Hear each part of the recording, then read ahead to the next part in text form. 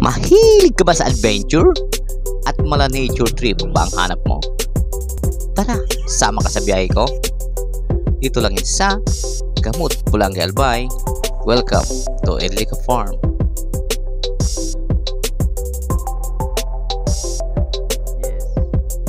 What's up mga ka-Facebook? What's up mga ka-YouTube? So welcome to Lex TV. So panibagong araw, panibagong adventure na naman natin matutong ngayon. So ngayon, dito tayo ngayon sa Barangay Gamot, Sitchuluya. So pumunta po kami dito sa Edlica Farm. So makikita natin yung kagandahan ng Edlica Farm po dito sa Sitchuluya. So ito po ang isa sa parang pangunahing agricultural ecotourism po. So tutunghayan po natin lahat yan. So sama ka sa biyahe ko. Tara!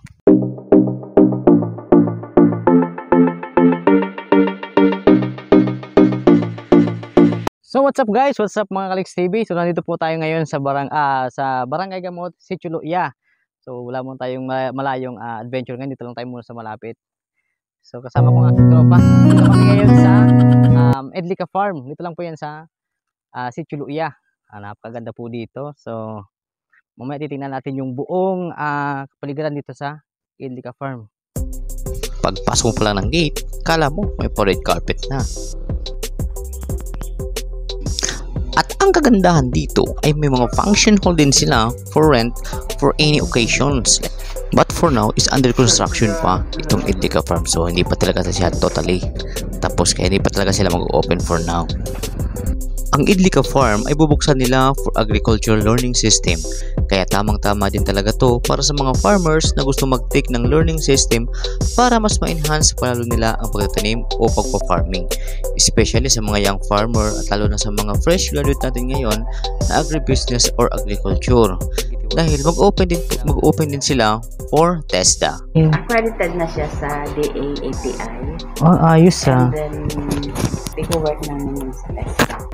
Lalo sa mga young ones to indulge in agriculture, diba? Alam nyo ba na ang salitang Edlica ay nagsimula sa pangalang mag-asawa na sina Edwin at Lilibet at sa kanilang anak na si Kathleen.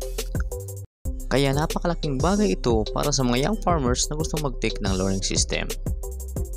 Makikita din natin na napakaganda nitong binubuo nilang agricultural ecotourism dahil marami na din silang mga intercropping dito tulad ng kakao, nyog, kalamansi at marami pang iba. At kung pupunta ka dito, talagang maiinganyo ka sa kagandahan ng Edlica Farm.